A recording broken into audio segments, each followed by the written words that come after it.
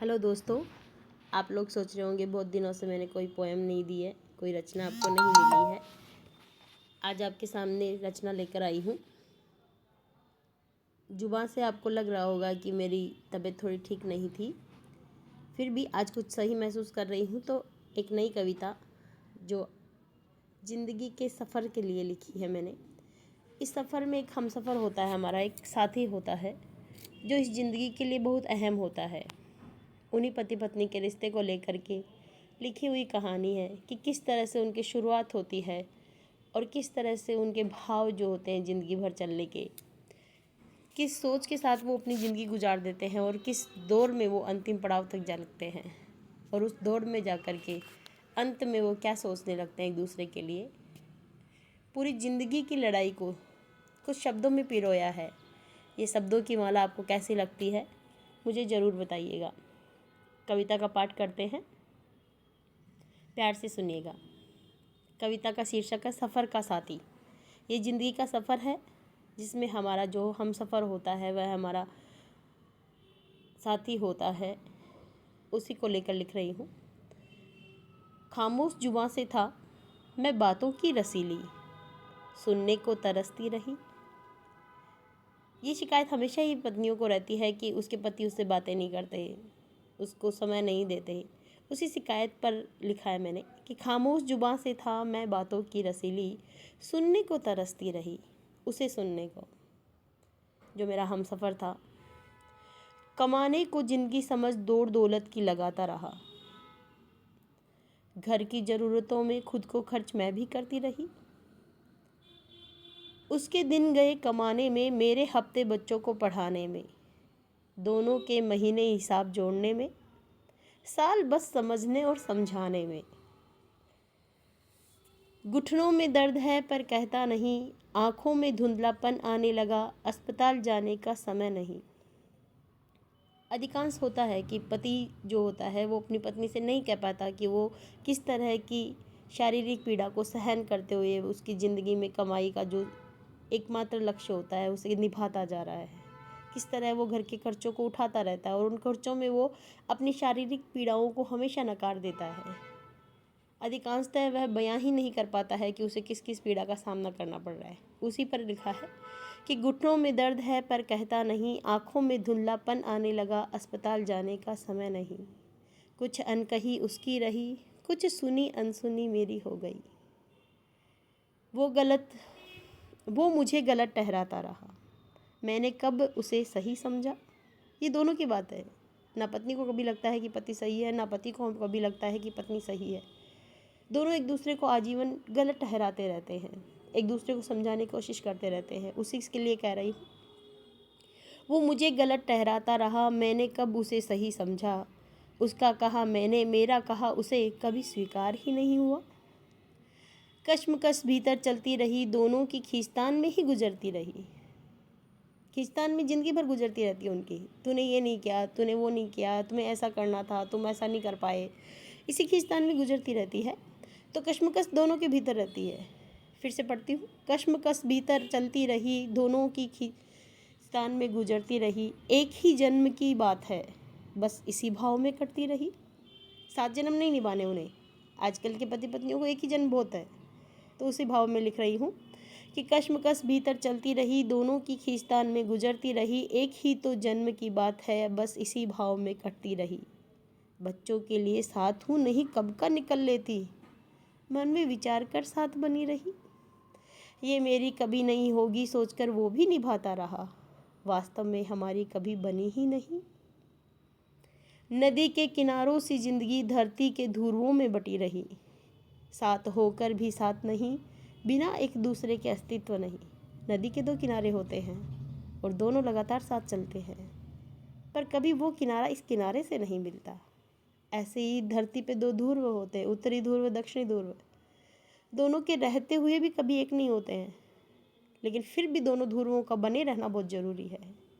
उसी तरह ये रिश्ता पति पत्नी का है, जो बने रहना ज़रूरी है। एक दूसरे के बिना भी कुछ नहीं है, अलग होकर कुछ नहीं है, साथ रहने से ही ताकत बनती है। उन्हीं भावों को लेकर लिखा है कि नदी के किनारों सी जिंदगी धरती के ध्रुवों में बटी रही, साथ होकर भी साथ नहीं, बिना एक दूसरे के अस्तित्व नहीं। पड़ाव तक धारा आ लगी, उसका कमाया बचा नहीं, मेरा खर्चा अब रहा नहीं। खर्च क्या कर रही थी? जिंदगी को खर्च कर रही थी, और अब वो जिंदगी का दौर निकल गया है। वो जवानी जो उसने पूरे घर को बनाने में, बच्चों को बनाने में निकाल दी है, अब वो बुढ़ापे तक आ लगी है। उसने भी जो कुछ कमाया, परिवार के लिए कमाया, बच्चों के लिए कमाया, सब उन्हीं में लगा दिया। बच्चों के शादी करना, पढ़ाना, लिखाना, सब कमाया उसने उसी में उड़ा दिया। फिर से इन्हीं भावों के साथ में सुनिएगा। पड़ाव तक धारा आ लगी, उसका कमाया बचा नहीं, मेरा खर्चा अब रहा नहीं, दोनों का ठौर ठिकाना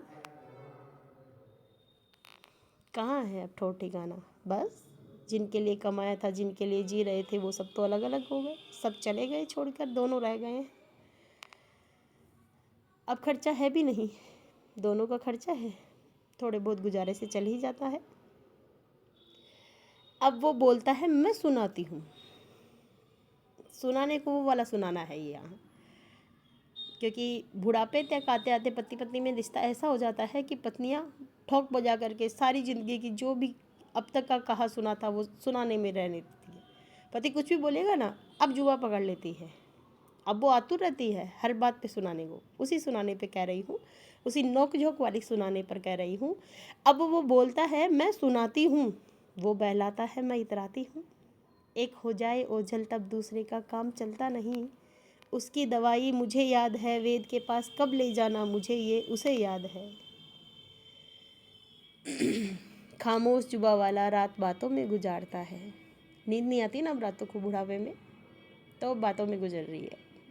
वो जो खामोशी से ज़िंदगी शुरू हुई थी, एक चुप रहता था, दूसरा बोलने वाला था, और एक सुनने को तरसती रहती थी, अब आज सुनने सुनाने को बहुत कुछ है। पूरी रातें उनकी अब बैठकर गुजर जाती हैं, बातों में गुजर जाती है। उसकी दवाई मुझे याद है, वेद के पास कब ले जाना मुझे उसको याद है। खामोश जुबा वाला रात बातों में गुजारता है, ना उसे कहीं जाना है, ना मेरा दूजा ठिकाना है। जिंदगी की दुपहिया गाड़ी में हम सफ़र साथ निभा रहा है। ये प्यार, सौहार्द सभी मिलकर के इस रिश्ते को पूरा करते हैं, और किस तरह से जवानी से लेकर के ज़िंदगी के संघर्षों से ज़िंदगी गुजरती हुई बुढ़ापे तक पहुंचती है। फिर गाड़ी के दोनों पहिए निरंतर चलते रहते हैं, और जब तक वे खुद ब खुद चलते रहेंगे तब तक सही है, तब तक साथ निभता रहता है। एक पहिया गाड़ी फिर उदास हो जाती है, वो जर्जर होकर के फिर ख़त्म होने की कगार पे पहुंचती है। जब तक दोनों पहिए बने हुए हैं तब तक आनंद का माहौल रहता है। विचार कीजिएगा इन दोनों पहियों पे, और अंत समय में इन पहियों की कीमत क्या रहती है उस पर भी। कविता अगर अच्छी लगी हो तो मुझे ज़रूर बताइएगा। आप लोगों का बहुत बहुत धन्यवाद। पूरी कविता को एक स्वर में वापस पढ़ना चाहूँगी। सफ़र का साथी। खामोश जुबा से था मैं बातों की रसीली, सुनने को तरसती रही। कमाने को जिंदगी समझ दौड़ दौलत की लगाता रहा, घर की ज़रूरतों में खुद को खर्च मैं भी करती रही। उसके दिन गए कमाने में, मेरे हफ्ते बच्चों को पढ़ाने में, दोनों के महीने हिसाब जोड़ने में, साल बस समझने और समझाने में। घुटनों में दर्द है पर कहता नहीं, आँखों में धुंधलापन आने लगा, अस्पताल जाने का समय नहीं। कुछ अनकही उसकी रही, कुछ सुनी अनसुनी मेरी हो गई। वो मुझे गलत ठहराता रहा, मैंने कब उसे सही समझा। उसका कहा मैंने, मेरा कहा उसे कभी स्वीकार ही नहीं हुआ। कश्मकश भीतर चलती रही, दोनों की खींचतान में गुजरती रही। एक ही तो जन्म की बात है, बस इसी भाव में कटती रही। बच्चों के लिए साथ तू नहीं कब का निकल लेती, मन में विचार कर साथ बनी रही। ये मेरी कभी नहीं होगी सोचकर वो भी निभाता रहा, वास्तव में हमारी कभी बनी ही नहीं। नदी के किनारों सी जिंदगी धरती के ध्रुवों में बटी रही, साथ होकर भी साथ नहीं, बिना एक दूसरे के अस्तित्व नहीं। उसका पड़ाव तक धारा आ लगी, उसका कमाया बचा नहीं, मेरा खर्चा अब रहा नहीं, दोनों का ठौर ठिकाना नहीं। अब वो बोलता है मैं सुनाती हूँ, वो बहलाता है मैं इतराती हूँ। एक हो जाए ओझल तब दूसरे का काम चलता नहीं। उसकी दवाई मुझे याद है, वेद के पास कब ले जाना मुझे उसको याद है।